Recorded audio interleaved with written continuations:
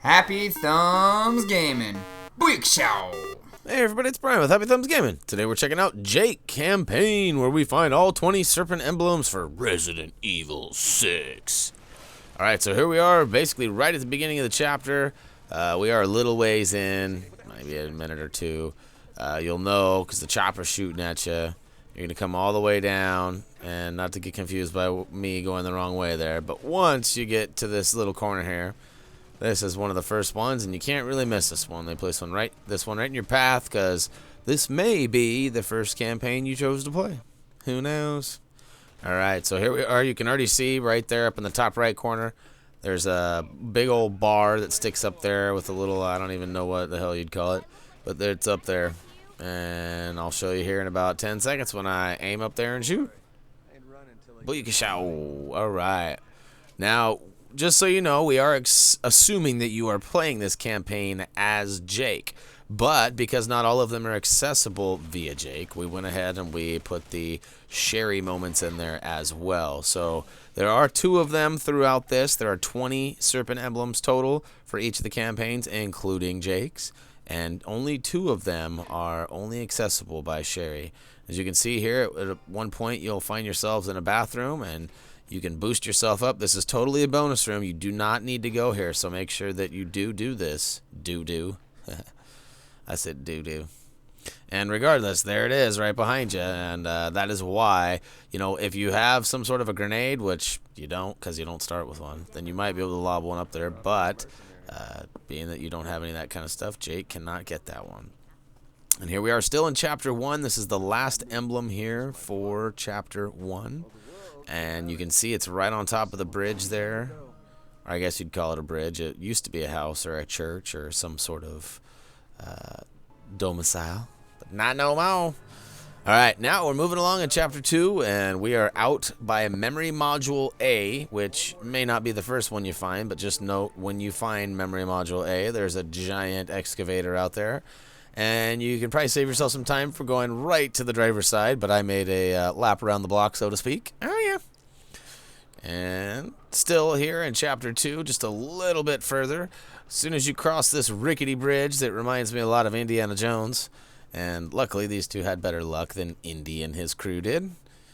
But once you make it all the way to the top, huh? Get on my way, Cross. You're blocking the view.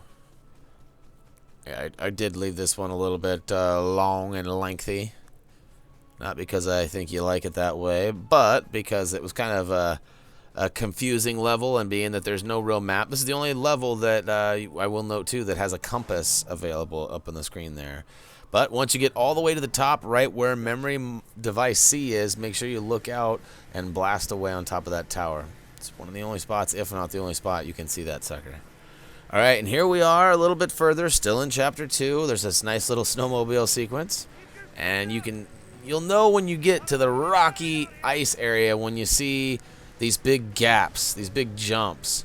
And what you want to do is you want to stay virtually on the middle to the right side, because here coming up real shortly, right at the end when it smooths out a little bit, you're going to want to stay on the right side because there's a Serpent Emblem and it's real easy to miss.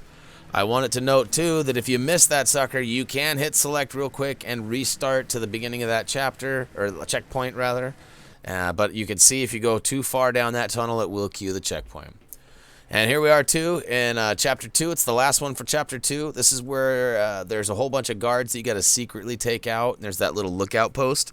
You can see right there, if you just snipe or pull out your sniper rifle and scope in, you can see that sucker and blast it. The only problem is as soon as you fire, it triggers the Ustanok. So you got to run and hide and make sure that your partner is doing the same. If you're playing solo, make sure you cue your AI partner to be in there. And, you know, I'll be honest, I did not know that first one was full, so take a lesson from me. Don't cut it as close as I did, because if he sees you, he will kill you. And if you are playing with a friend, just make sure that once he runs off that you, in fact, return the favor for your buddy. You can repeat this process with Sherry as well. It doesn't require any special skill or anything. You just run over and blast it from just to the left, just like I did, and then run back and hide, because the Ustanok will come and slap your face in. All right, so into chapter 3. At one point, you get control of a bunch of security cameras, and you can cycle through them. Each camera room has its own benefits. One, you protect Sherry from all the bad guys, and the next one, you kind of protect her / steal a code. And the third one, there's a nice little serpent emblem. So, and unfortunately, for whatever reason, Sherry cannot get that. I don't remember why, but I'm pretty sure she cannot get that one. All right, so still in Chapter 3, there's a nice little storage room that you find yourself in. And look at that. Those cheeky bastards threw one of those in there and hid it from us. Cheeky.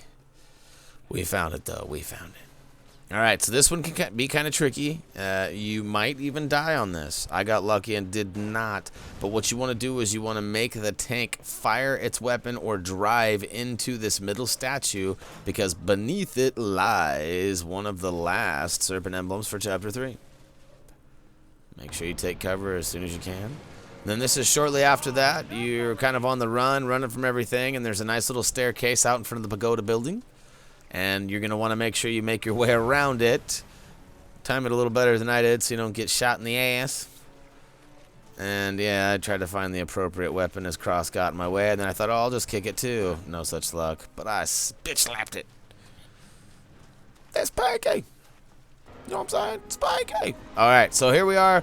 We have no control. This is another one of the Sherry ones. When you slide under the gas tanker, and right when you're cued to shoot it, make sure that before you do, you aim high and blast that one in the sky. Boy-ka-chow. Yeah, that wouldn't disrupt that chopper or nothing, huh? I like the added scenes with the motorcycle, the car, and the snowmobile. All right, still in Chapter 4.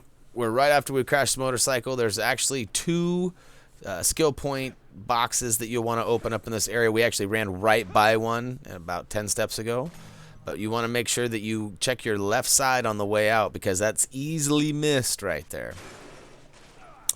All right, and once you fall into the street, you encounter a whole bunch of chrysalids in the street, and then you make your way up, and you guys split. And once you split, you end up falling down, as you can see here. I did speed it up just a wee bit, just so we can get to the bread and butter, because as soon as you fall, guys start running. But you want to turn around as soon as you fall and run right past this parked taxi cab and blast that nice emblem number 15.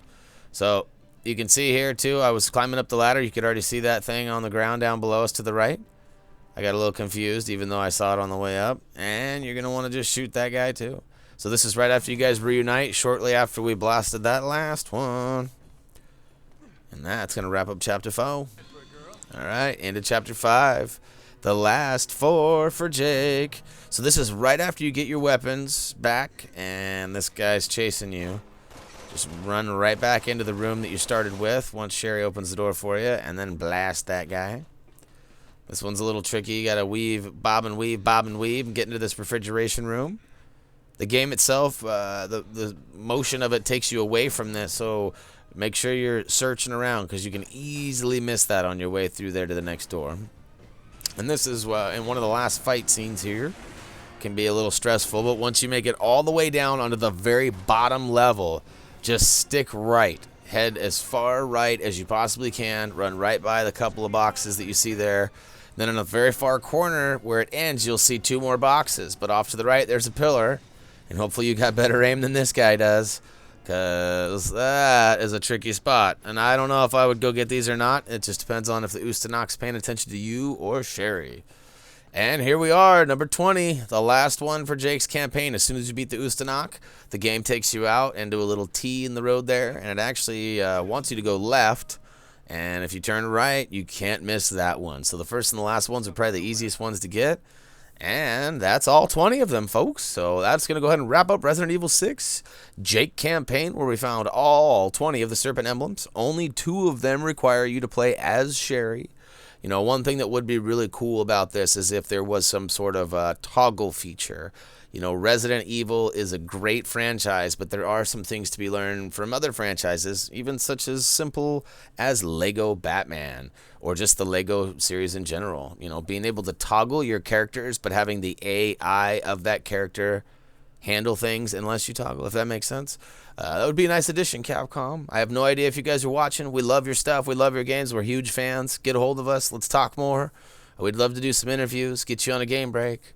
But if not, back to reality, I guess. Feel free to comment, vote, and subscribe for all the rest of us. And, head on over to Twitter. Check us out on Facebook. And like I keep saying, we got a new revamped website at HappyThumbsGaming.com. Check it out. Till next time. See ya.